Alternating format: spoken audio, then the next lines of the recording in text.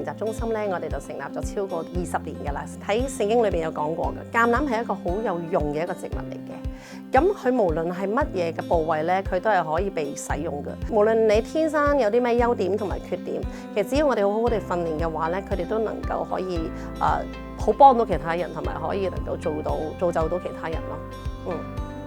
咁我哋中心咧其實有好多個課程嘅。咁針對咧由好細個開始啦 ，pre-nursery 啦，一路去到中學咧，我哋都會有。咁亦都會有一啲藝術方面嘅科目啦，譬如朗誦啦，咁都係其中一個嘅文學嘅藝術。咁我哋亦都好希望咧，透過文學嘅藝術咧，可以幫小朋友發揮翻佢哋自己喺文學上面嘅專長。其實本身我哋中心咧就最初唔係教朗誦嘅，本身係針對一啲幼稚園嘅小朋友。咁我哋就開始設計一啲幼稚園嘅課程，咁我哋叫做多元班，咁就用2文3語啦。佢哋由細個開始點樣鞏固佢哋語言嘅基礎，希望我哋可以幫小朋友咧去透過呢個工具，佢哋背多啲嘅唔同嘅文學啦。你熟讀唐詩300首啊，唔識吟都識偷啊嘛。咁逢係有學朗誦嘅同學仔咧，我哋都會留意到一樣嘢，喺全級科目嘅名次咧都係頭幾名嚟嘅。咦，原來我哋咁樣去幫小朋友嘅話咧，係真係直接幫到佢提升佢哋語文嗰個能力咯。究竟我哋係教好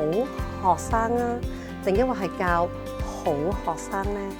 我哋係希望教好學生，信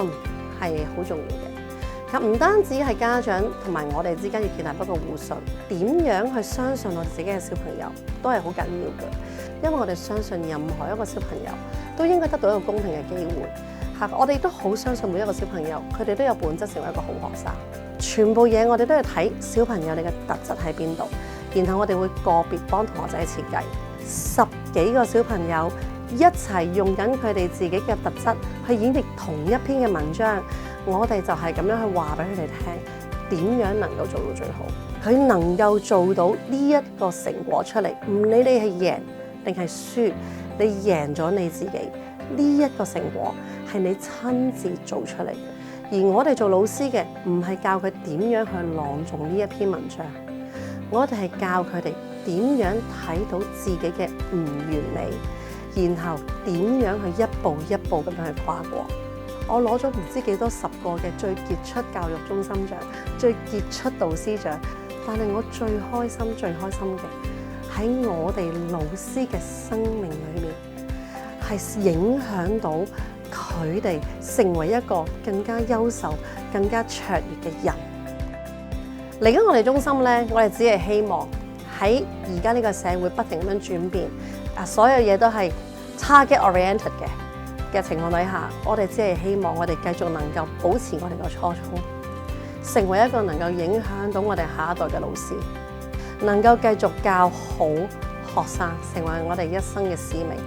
因為我哋唔相信有任何一個學生係應該被放棄，只要以愛為本，以小朋友嘅利益行先，就將會係我哋終身嘅使命。